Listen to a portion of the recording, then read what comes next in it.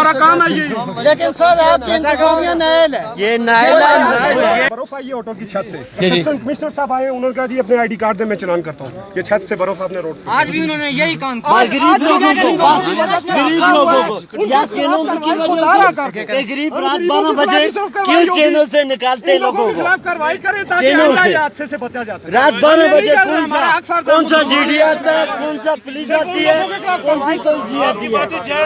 हर दफा जो है पिछले साल मेरे को ये बताओ बस। पहले भी अर्ज किया सर मैंने कि मेजर साहब वाला वाकयात, उसके बाद मुतअद्दिद बार इन्होंने सिंगल रोड मेजर साहब को हम लोगों ने ये निकाला।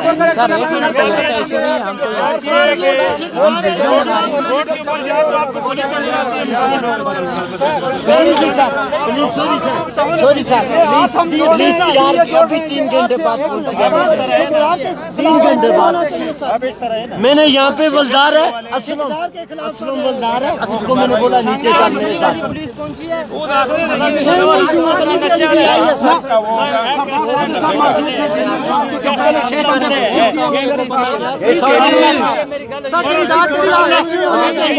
एक बात ये बात कर रहे थे, ये जो आप लोगों ने किया ना, ये आपके बिल्कुल अल्लाह आपके इलाके को